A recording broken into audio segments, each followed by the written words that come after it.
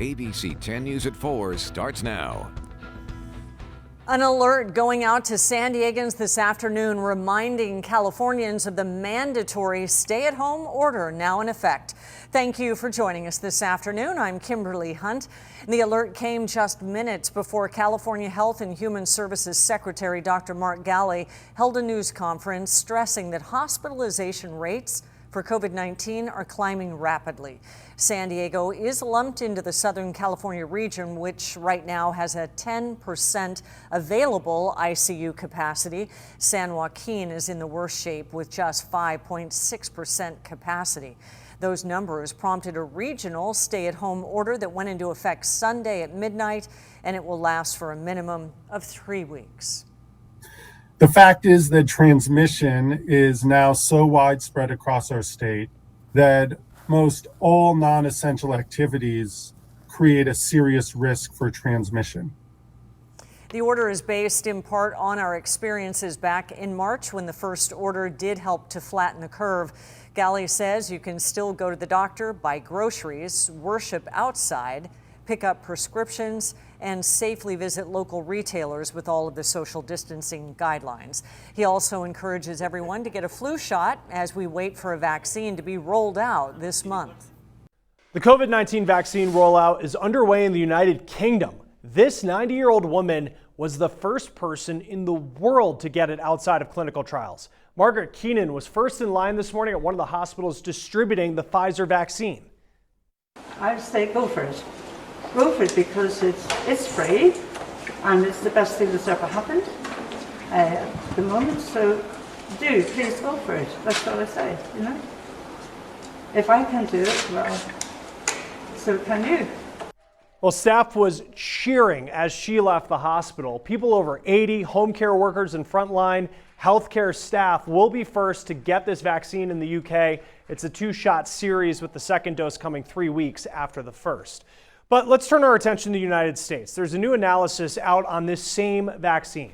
The FDA released documents on Pfizer's phase 3 clinical trials as the world's first detailed look at the science behind the shots.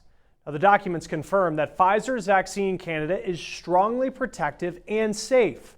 The data also shows there's benefits even after the first dose. It's about 50% effective a week later. Then there is nearly full protection after the second dose. An outside advisory group for the FDA will use this information during a meeting on Thursday.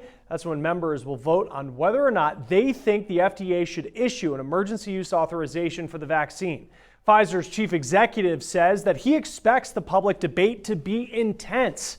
He also said, quote, "We have answers to every question they will ask, and he is confident that they will vote yes." Meantime, AstraZeneca and the University of Oxford are the first vaccine developers to publish their full data in a peer-reviewed scientific journal. The data published today in the journal Lancet confirms earlier claims the vaccine is 70% effective overall. The trial included different doses and not many people over the age of 55. It's not clear yet whether the results will be enough for the vaccine to be approved. The world is watching as the UK reaches this major benchmark toward ending the pandemic. ABC 10 News anchor Mary McKinsey spoke with a local doctor and public health expert to find out what we can learn for distribution here. Dr. Rodney Hood sits on a number of COVID-19 task forces, including the governor's independent panel, which will review the data from all FDA-approved vaccines. He used his favorite movie, Gladiator, to make a point about what it will take to eliminate COVID-19 in the U.S. When he was put in the Coliseum, he brought together a lot of other misfit gladiators and formed a circle and said, I don't know what's coming out of the gate, but I do know if we're going to be successful, we must stick together. And I think that's the same thing with this COVID. Dr. Hood says messaging and representation will be crucial in convincing people to get the shot, especially with unknowns like long-term data. Skepticism and even wild conspiracy theories sow doubt, particularly in groups that are hardest hit by the virus. Dr. Hood hopes to encourage minorities to get the vaccine by signing up himself and getting other high-profile leaders to do the same.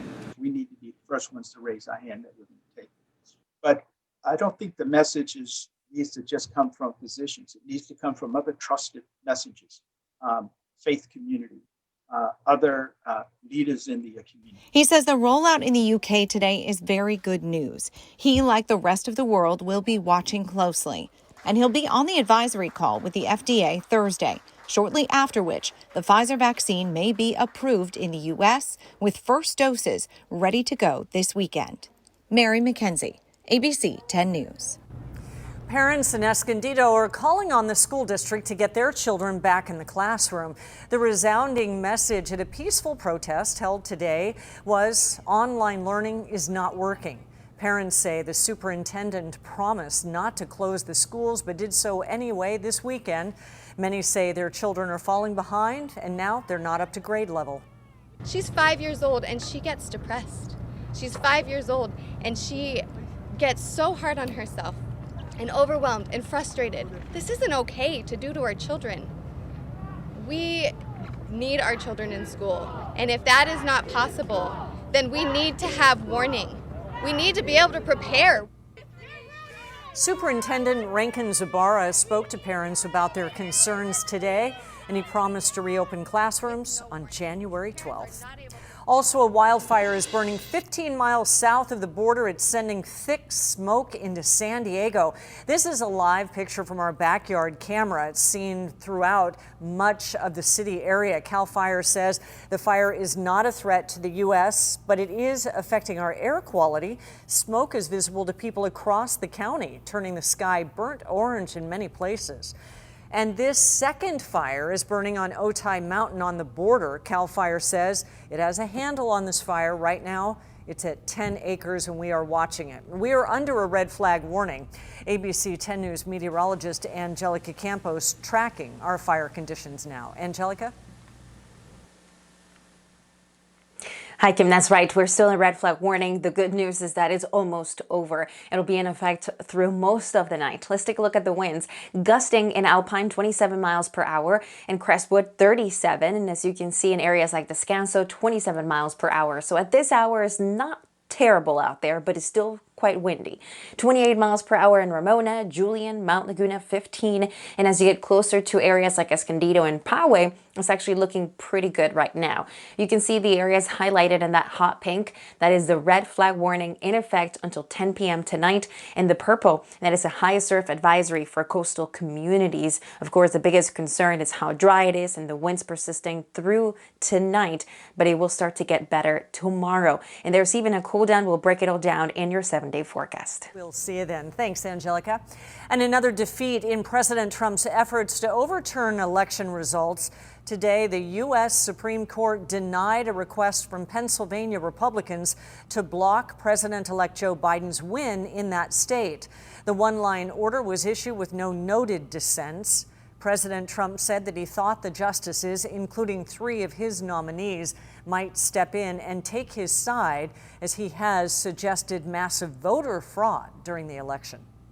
Today is Safe Harbor Day, a deadline under federal election law. Today, states need to have certified results for the presidential election.